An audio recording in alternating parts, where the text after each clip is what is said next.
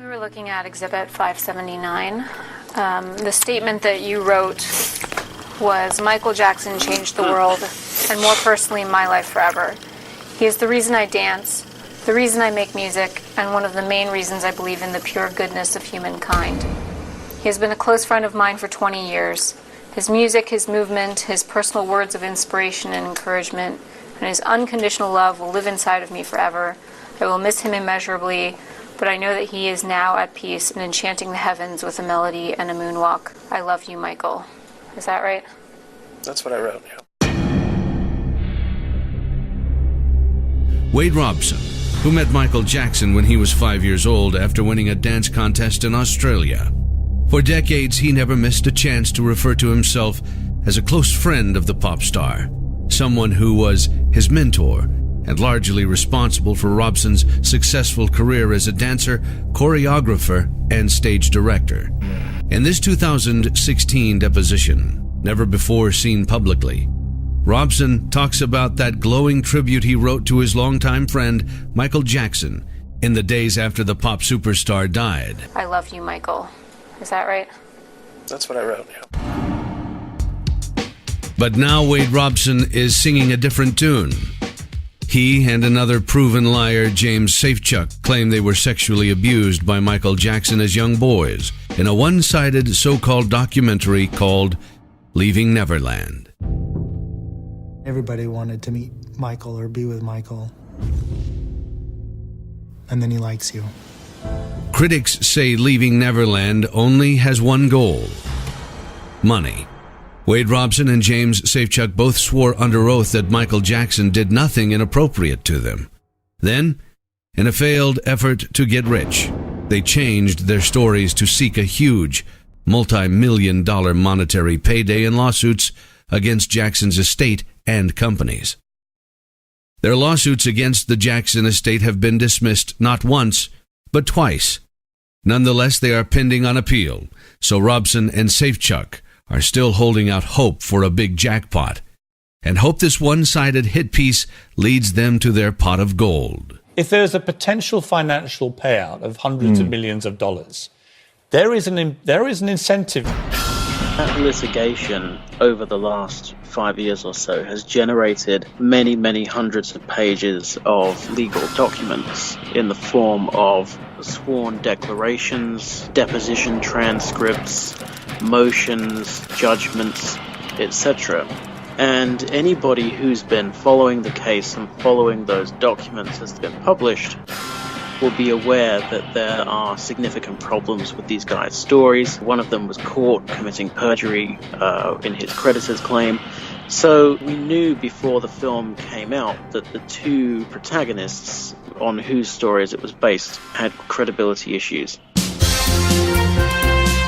Skeptical media throughout the world are questioning director Dan Reed's agenda in making the film.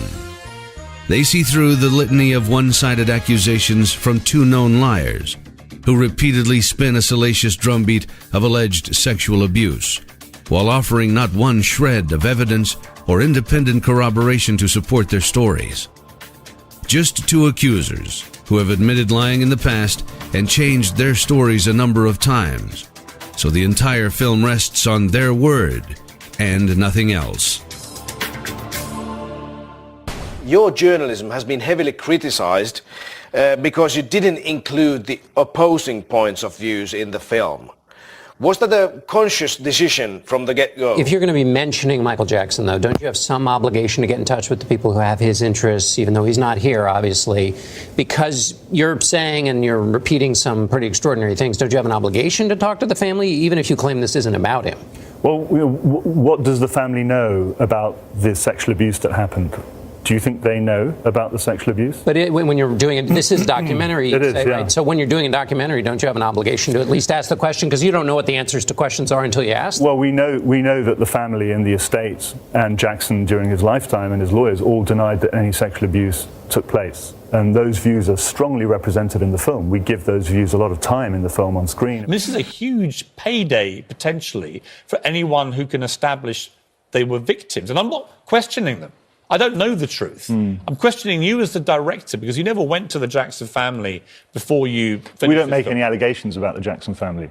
So why would I? Well, you make an allegation that Michael Jackson's a paedophile. Yeah, so I make allegations about Michael, but Michael's dead. But he's dead. And I've put his rebuttals, his denials in the film. So the devil's advocate would say, well, OK, the guy's dead. He can't respond to this. Wade Robson and James Safechuck are not dead. Jackson was accused in 2003 by the Santa Barbara County District Attorney, who some said carried out a personal vendetta against Michael Jackson that lasted for more than a decade. Well, we haven't ruled anything out. In 2005, Jackson was declared innocent by a jury in a case involving a boy named Gavin Arvizo, one that CNN legal analyst Jeffrey Toobin called an absolute and complete victory for Michael Jackson and an utter humiliation and defeat for the prosecution. Since Leaving Neverland was released, numerous errors, misrepresentations, omissions, and outright falsehoods have been identified in the film, which relies solely on ever-changing stories of Robson and Safechuck. Leaving Neverland is a film that has been shown to include provable lies, conflicting accounts, contradictions, staged reshoots, faked scenes, reconstructed memories, critical information omitted, manipulated news clips, discredited source material, and key motives ignored. Perhaps the most glaring fabrication in Leaving Neverland comes from accuser James Safechuck, who clearly lied in the film by claiming he was sexually abused in the Neverland train station Michael Jackson had built to resemble the one at Disneyland. But there's a big problem with this story.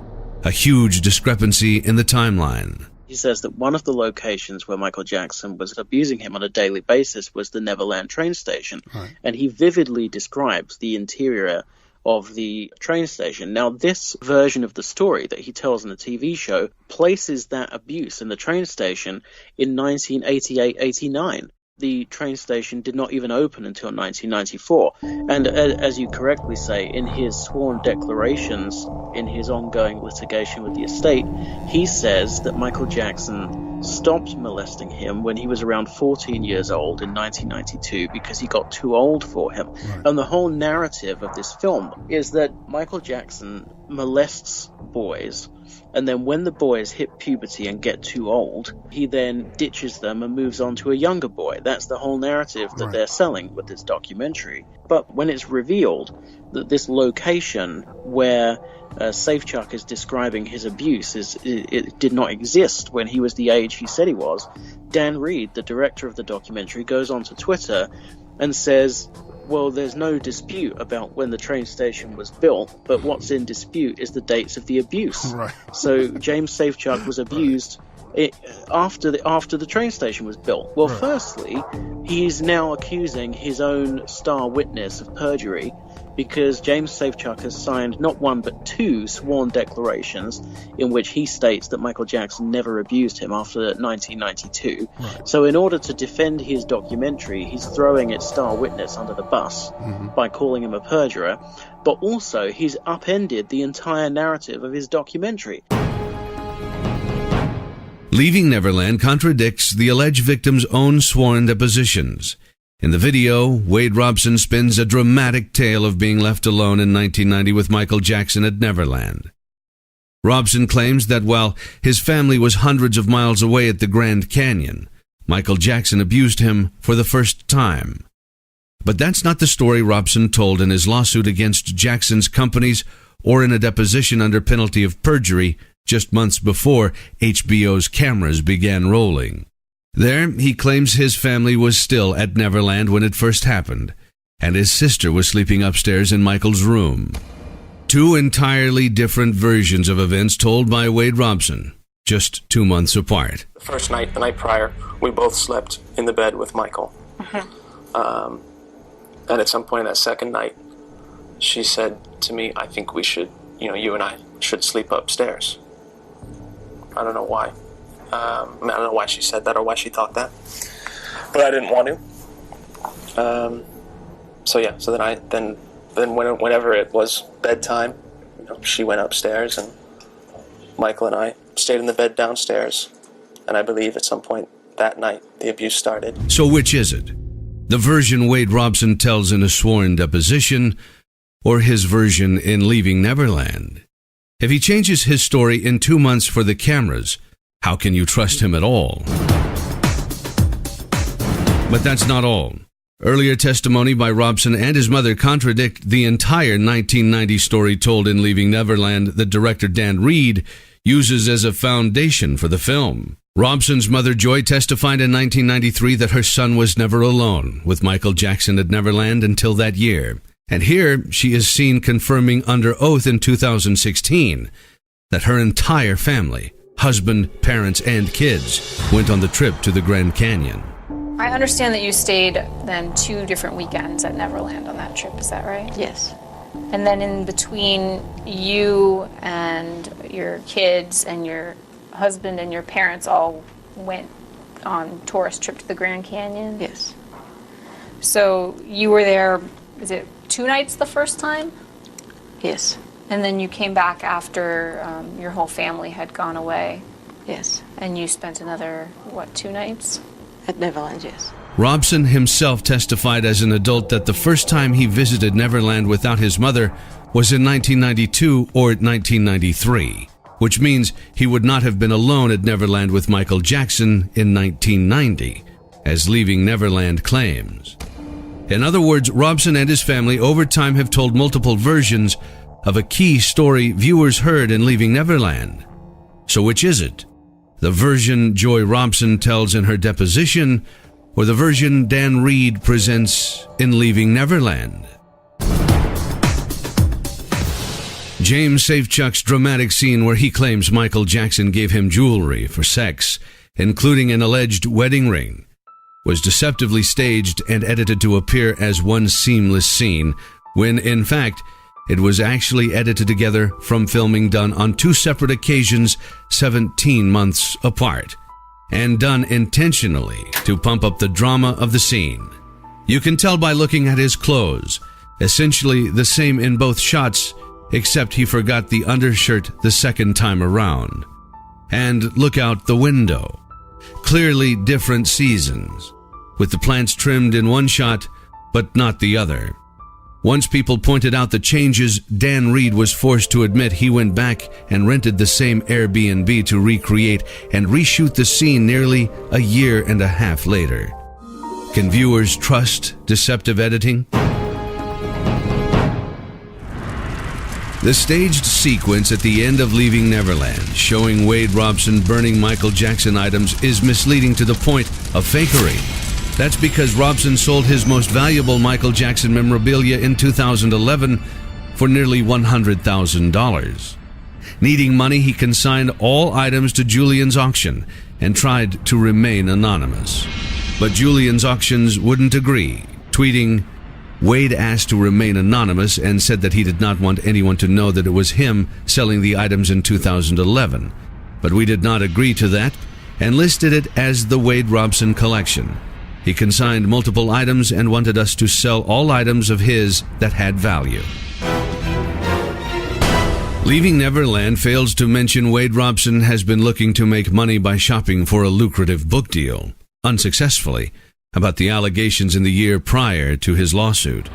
Leaving Neverland also fails to mention that when writing it, Robson could recall so few details in 2012 about his story with Michael Jackson, the same details he remembers with such supposed precision in Leaving Neverland, that he had to ask his mother by email to help him fill in the blanks. Did you ever ask your mother for any written materials to help you write your book? I think along the same lines, but maybe I would ask her, of a certain period of time, could you just jot down the bullet points of what you remember? Asking my mother that, of how the details of when we went to the ranch and the first time, and just how did that unfold, the external details. So have your memories changed as you've gone through that process? They've evolved. What do you mean by evolved? Yeah, not changed in a sort of black to white sense. Like I thought it was this thing, Well, I mean, they have as far as prior to the healing process, right? Prior to disclosing. But post-disclosing the abuse in 2012 and beginning that healing journey, they've evolved as far as I remember more details about scenarios as it goes along. You know, it evolves, details get added to. Wade Robson was one of the witnesses who eagerly testified for Michael Jackson in 2005. Robson had his family claim in Leaving Neverland it was at a Neverland dinner the night before Robson testified in Michael Jackson's 2005 criminal trial that he became convinced that he needed to lie on the stand the next day to save him. Except, according to Jackson family members, that dinner actually took place after Wade testified. He also claims in the film he had to testify because he was subpoenaed. Then you have his constantly changing story about how he came to testify in 2005 for Michael Jackson's defense, beginning with, I didn't realize I'd been abused, and then morphing into, well, I did know I'd been abused, but I didn't want to be responsible for orphaning his children, so I decided to testify in his defense, and then morphing into, I was threatened and bullied by Michael Jackson and his lawyers. So that story keeps changing. There are massive problems with his story, you know, to the point where you could take any one of those issues that I've just listed, and that would be sufficient grounds on which to say, this guy has problems with his story. You cannot believe it beyond a reasonable doubt. But when you add it all together, I mean, it's catastrophically damaging. Jackson's attorney, Tom Mesereau, who says he doesn't believe Michael Jackson was a molester for 5 seconds, said Robson never wavered during the trial and how adamant he was that Michael was innocent. He was very, very strong in his defense of Michael Jackson. He told me in no uncertain terms he had not been molested, he had not been abused, and that these claims were ridiculous. I mean, this man was so strongly supportive of Michael Jackson, so powerful in his defense of Michael Jackson, that it just shocks me that he's changed his story in recent years. I just can't get over it. Mesereau also says Wade Robson's claim in Leaving Neverland that he was subpoenaed and forced to testify in the 2005 trial is simply not true. So does defense investigator Scott Ross. As far as making anybody testify, I would love for Wade Robson to show me the subpoena he never got. When pressed in a deposition, Robson could not provide any specifics about his alleged subpoena. Do you recall being subpoenaed for the criminal testimony in 2005? I do. Do you recall where you were when you were subpoenaed? I don't. Do you recall if you were with anyone when you were subpoenaed? I don't remember how I got the subpoena. This is a transcript of your testimony from the 2005 criminal trial, correct?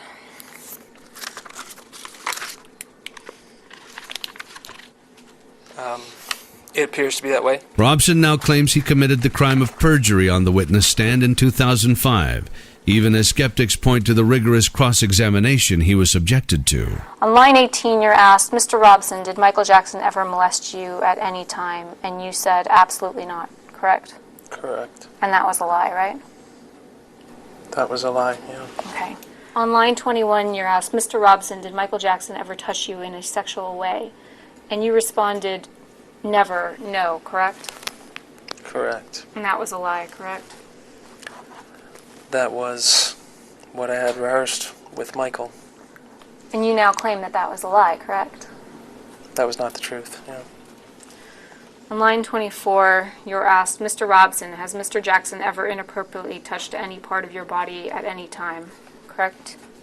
Correct. And your answer was no, correct? Correct. And you now claim that that was a lie, correct? That was not the truth.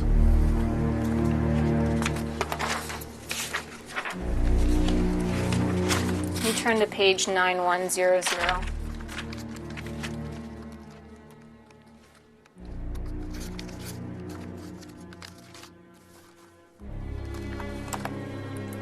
On line 14, you were asked, and at no time has any sexual contact ever occurred between you and Mr. Jackson, right? Do you see that? Yes. And your answer was never, correct? Yes. And you now claim that that was a lie, correct? That was It's not the truth. That's why you always, always, always start with your strongest witness. In our case, that was Wade Robson. Wade Robson had to get through 3 seasoned, experienced, intelligent attorneys.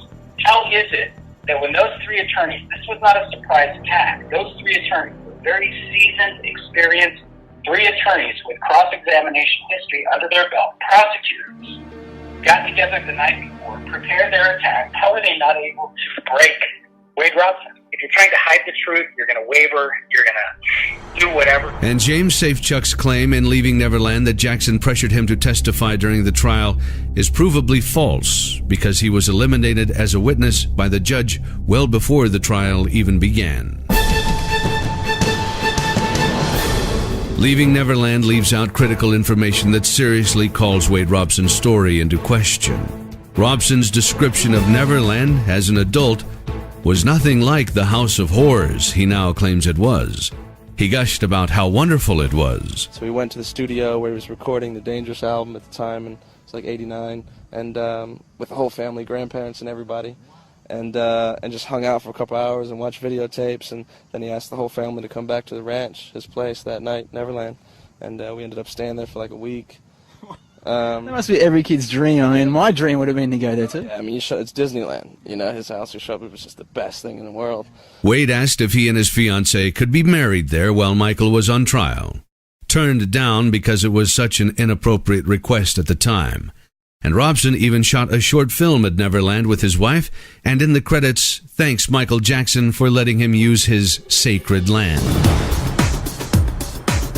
Michael Jackson is not going to be abused. Michael Jackson is not going to be slammed, is not going to be a piñata for every person who has financial motives. Another misleading piece in the so-called documentary. A news clip of Mark Garagos, who initially represented Michael in 2003 in the criminal case, is manipulated to appear as if he's threatening an accuser after Michael's arrest. We will land on you like a ton of bricks. We will land on you like a hammer. If you do anything to besmirch this man's reputation, anything to intrude on his privacy in any way that's actionable, we will unleash a legal torrent like you've never seen. In fact, he was talking about a completely different legal case in which he and Michael were secretly videotaped on board a charter aircraft. Disclosed that those 2 video cameras, which also apparently had audio on them, were surreptitiously placed in there, were recording attorney-client conversations, and then somebody had the unmitigated gall to shop those tapes around to media outlets in order to sell them to the highest bidder. Graphic sexual details, especially in Safechuck's story, are similar to details contained in a discredited book by Victor Gutierrez, who Michael Jackson successfully sued for $2.7 million. Leaving Neverland never mentions that Wade Robson literally begged to get a position working with Cirque du Soleil on the Michael Jackson 1 show in Las Vegas, a job that he badly wanted prior to suing Michael's estate. A couple of years before the show premiered, Wade sent an email to the creative team at Cirque stating, and I quote, "I always wanted to do this MJ show badly." He then goes on in this email to say, "I know that I am meant to do this show. I am passionate to do this show. I want to make it amazing for me, for you, for Cirque, and of course, for Michael." The gig ended up going to Jimmy King, yes. So obviously he didn't get the gig. Even so, in July of 2011, Wade Robson did an interview stating he was starting work on the show.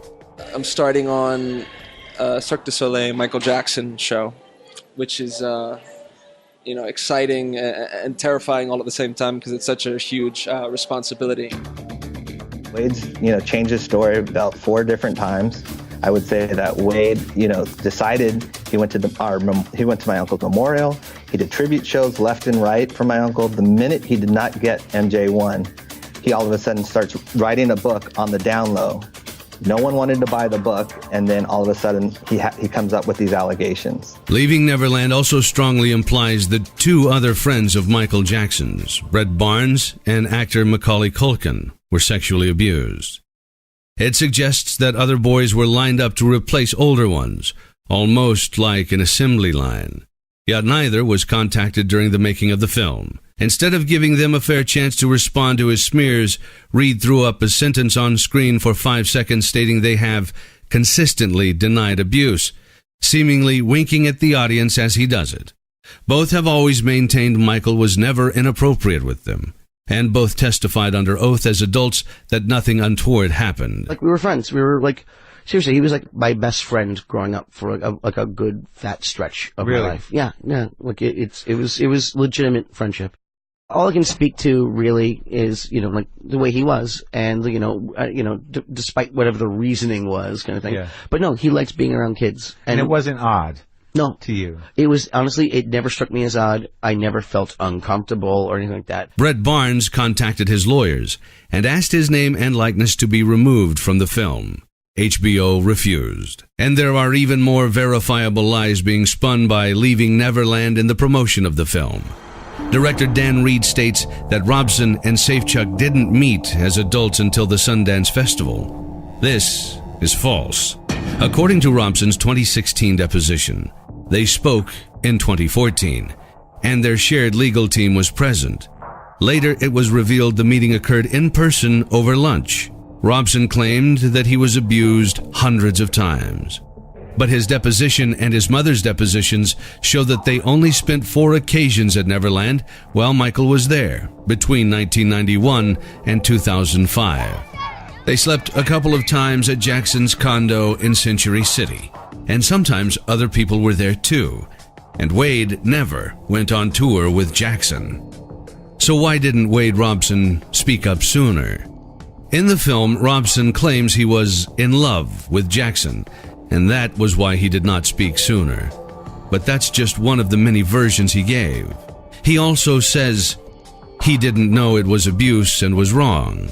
He thought he would go to jail. He was taught to lie about abuse, but others say it's because now that Michael Jackson is dead, he is an easy target for those who are willing to make up any allegations without risk of being sued for defamation. Every single person who accuses Michael Jackson subsequently goes straight to a civil lawyer and tries to sue him. There is never an accuser who simply walks into a police station and says, Michael Jackson molested me, what are you going to do about it? They always go to a lawyer and say, let's get rich.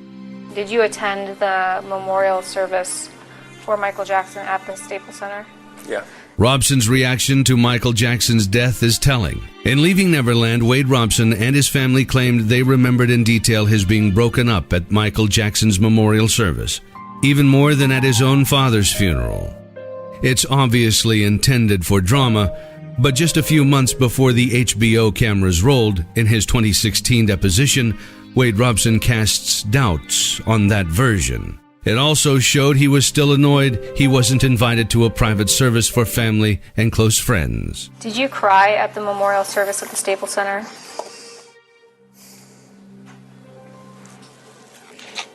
I might have. I don't remember. Were you invited to the private memorial? I don't believe so. Were you upset that you were not invited to the private memorial? Yeah, I was hurt. Why?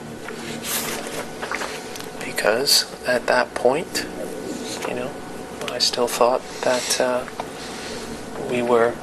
that Michael and I were close friends for a very long time, had a long relationship, that I would have been included in something like that. Actually, he was so eager to exploit his friend's death, he reached out to producers of the primetime show So You Think You Can Dance less than 24 hours after Jackson died to make sure they knew he was available in case the show was planning a tribute. This is an email that you wrote to Jeff Thacker on June 26, 2009, correct? Yeah. Is the show that you're referring to in the last second to last sentence or second to last line? You said, I wanted to write you now, so if you guys are thinking of doing any dance tribute to MJ on the show, I would like it to be me who does it. Do you see that? Yeah. Is the show So You Think You Can Dance? Yeah, I believe so. Okay. Is Jeff Thacker associated with So You Think You Can Dance? Yeah, he's a producer. It speaks to my compartmentalization at the time. In fact, Wade Robson had nothing but wonderful things to say about Michael Jackson, both while he was living and after he died, when his career was involved. In general, with Michael, just had a wonderful relationship. I learned so much from him as an artist and as a kind human being. And it's my goal to try and just continue as much as I can in my own little world, that legacy.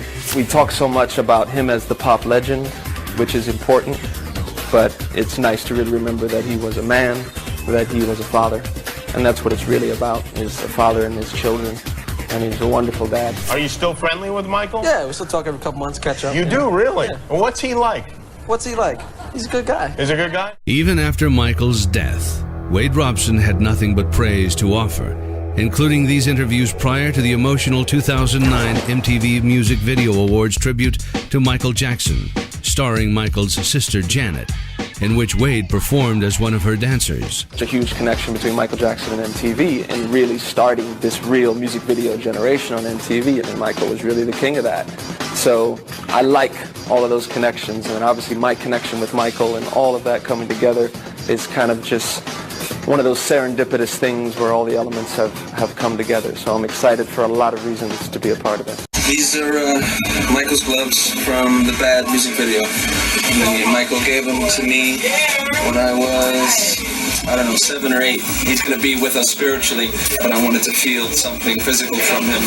So I'm probably going to rock one of these tonight too when we perform on stage and just feel that much closer to him. Although Leaving Neverland has been massively discredited, the movie has not had the impact the filmmakers were hoping for.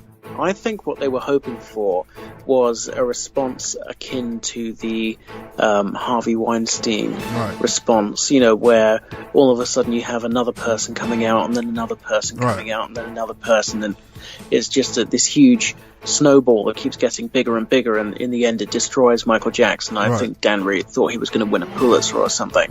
But in fact, it's just been a complete catastrophe for them because it's not had anything like the impact that they thought it would. There's been like a handful of radio stations in the whole world who've actually banned the music, and but you know, like 99.9% are still playing it. And in the meantime, the documentary's been completely discredited online. It's not done anything like the numbers, I think, that they thought it would.